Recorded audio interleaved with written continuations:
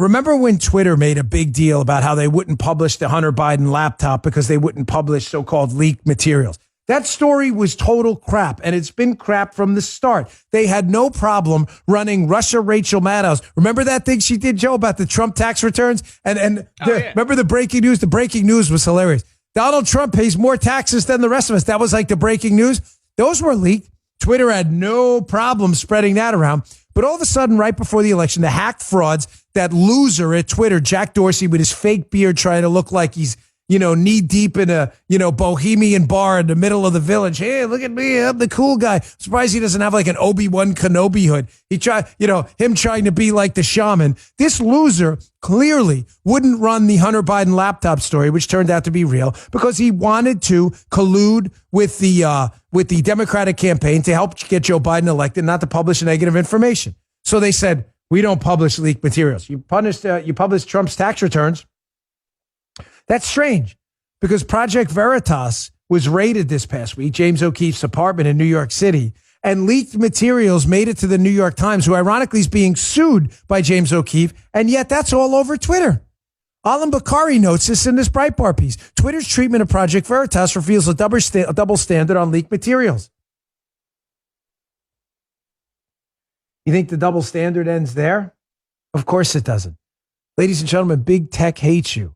It's why I've spent my whole life trying to build this parallel ecosystem. I've got more announcements coming up too.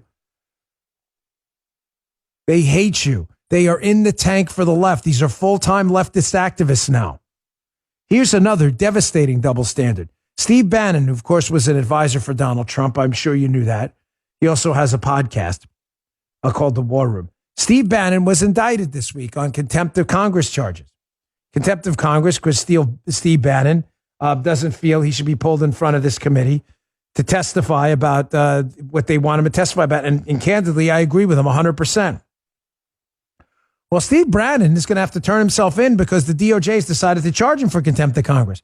Contempt of Congress, ladies and gentlemen, wink and a nod here, is a really serious charge. If you're a Republican, if you happen to be a Democrat or a Democrat enforcer like Lois Lerner, the IRS official, remember, who was knee-deep in the targeting of the conservatives by the IRS scandal? Here's an article by Politico. DOJ, no contempt charges for former IRS official Lois Lerner. So just to be clear, they have no evidence Steve Bannon did anything wrong at all, but Steve Bannon is going to be placed under arrest for contempt of Congress. Lois Lerner, who was knee-deep in one of the biggest political scandals of our time, the targeting, unquestioned targeting by the Obama administration of conservative groups using the IRS via Lois Lerner, she decides she's not going to go talk in front of Congress. Any contempt charges for her? Nah, double-barrel middle finger to America. And Congress just takes it. So does the DOJ. Remember Eric Holder, our attorney general? Loretta Lynch took his place when she was meeting with Bill Clinton on the tarmac. Remember that one? Here, Politico. Judge declines to hold Eric Holder in contempt of Congress. Josh Gerstein, Politico. Eric Holder's a protected class, too, like Lois Lerner. He's a far-left liberal who protects the swamp and the status quo. Nothing's ever going to happen to him. But if you're Steve Bannon, right to jail for you, as we see in this CNN piece. They're more than happy to celebrate this. Federal grand jury indicts former Trump advisor Steve Bannon for contempt of Congress. Justice for thee, not justice for me.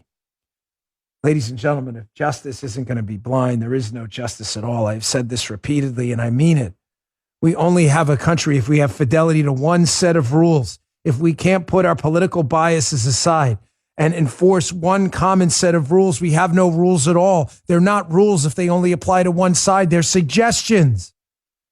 A constitutional republic can't survive on suggestions.